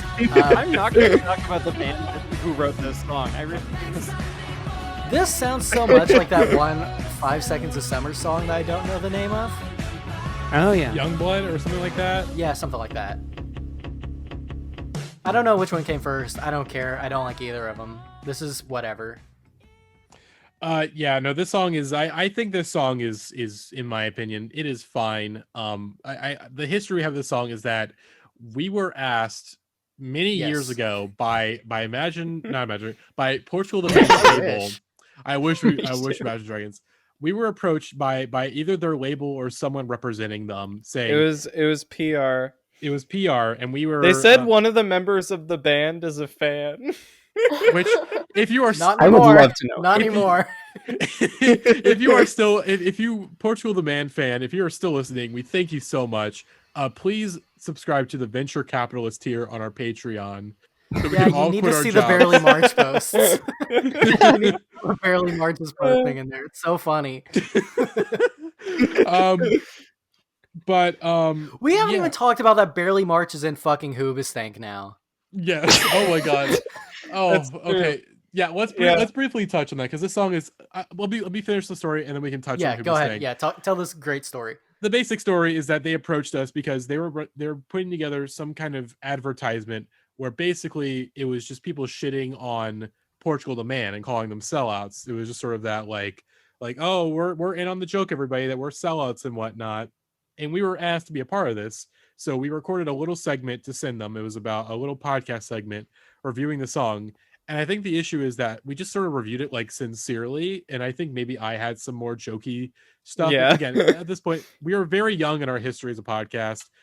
The level of bits we had not accrued such bits just yet. You know, we had Peter Griffin. No Peter Griffin just yet. We were years away from Peter. God, we really did have such a COVID bit glow up. It's wild. Yeah. But we did this. We sent it to them. I think they thanked us. We were not included in the ad because we were not like a video thing at all. So it was just audio. So it would have been like I don't know how you could have inserted us in there. Of course, our some dear pals, and of course one of our greatest enemies of the podcast, which I feel comfortable calling this person an enemy and calling them out on the pod, our dear enemy ARTV, who who faced the wrath of cancel culture this week after an old tweet about Haley Williams was discovered. By the way, I know I said I don't look up old tweets to cancel people, but if you tweet something like that, you deserve to be canceled. Like any year you tweet that, as long as Haley Williams is not underage and you say that she is not pretty, you should be canceled. Like, you were insane. She got a haircut and you're gonna say she's not pretty. Like, you're fucking nuts. Insane comment. But again, for me, of course, not the thing he should be canceled over. He should be canceled over the fact that he still named science fiction his album of the year after Mr. Brand New Jesse Lacey was outed as a pedophile. He still was like, yeah, that's my album of the year. And it's like, okay, buddy, okay. But nevertheless, we are not featured in the video. But if you are still a fan of us, Portugal the Man fan, please venture capitalist here on patreon.com. Give me $10,000. I would love $10,000. I would love to redistribute that $10,000 to Gavin and Alex and all the members of the Idiots podcast for all the emotional labor I have caused you by creating the Butt Rock number ones and therefore this series. But no, this song is boring. I think it's boring, but like, it's just, if I heard this on the radio, I wouldn't skip it. Oh, Alex. Oh. I think we are okay. Alex was assassinated by the Portugal the Man assassins. I love this song so much. Hi. Please don't take my life. Yes. Ooh, it's so good. Oh my god. You can take mine. I'm ready to go at this point. All I was trying to say was ARTV more like stink ass poopy, which didn't need to be said. So that's one of the greatest. I disagree. Oh boy. I think Alex is lagging out there. I don't think we have much more to say on this song. I'm so sorry, Danielle. You did not know what you were coming into. There were so many bits playing that not even I knew. You thought you were just going to get to talk about 3 Imagine Dragons songs, a band that you think has the 2 perfect albums that came out. You did not know what you were walking into. You were walking into a minefield that also Billy Joe Armstrong walked into because he's just like a soldier who walked across a landmine. So you and Billy Joe Armstrong are still breathing, and we thank you for being still breathing at the end of this. Oh my god. Truly. Well, yeah, that'll though. Danielle, before you go, or before we wrap up, is there anything you want to plug before we head out? Anything I want to plug? My Twitter. Twitter. You have a newsletter, right? The waiting room. Also, my newsletter. That's right. Oh boy. I want to plug the first 2 Imagine Dragons records. Maybe I'm gonna listen to them off your endorsement. Yeah. Good. Oh god. If you want to know what Feeling the Thunder feels like, you have to read Danielle's newsletter. That's the only way. Oh.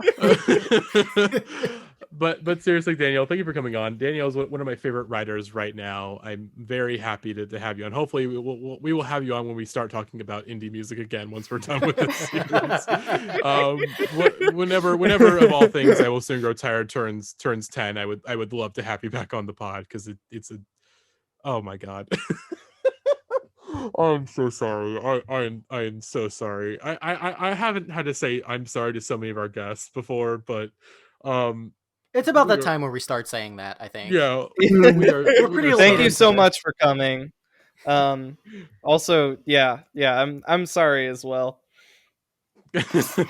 So that will do it for us for this week with the car commercial number 1s. Next week, of course, episode 8, we have there's some stuff in there I'm really fucking dreading. We're talking about Lovely the Band Broken, which I think is definitely one of the worst songs of the series. We got high hopes on next week's episode. Oh no. Weezer Africa. Weezer Marshmallow. Cage the Elephant's back. Oh no. I have already talked about Happier on the Indie Heads podcast, and now I have to do it again. Yes. Yeah, it's gonna. This is so fucked up. It's gonna be fucking brutal. It's bad till Billie Eilish. Let's just get that out there. It's bad till Billie Eilish. Yes.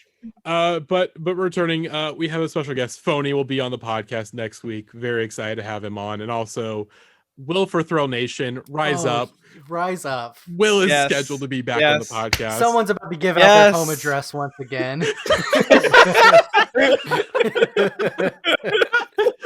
I am so happy to. Will legend. Just oh no. Mr. Will for Thrill will be back in the pod. So this could go anyway. Will is a wild card. Will could say High Hopes is the greatest song of all time. Oh no. I've stopped researching. Yeah. But yeah, that'll do it for this week. We will see you all again. Hopefully next Wednesday for patrons, next Friday for our free listeners. We will see you all later. Bye-bye. And until next time, keep that Bronson off your hooter. It's to live Thank by. you for listening. Bye-bye.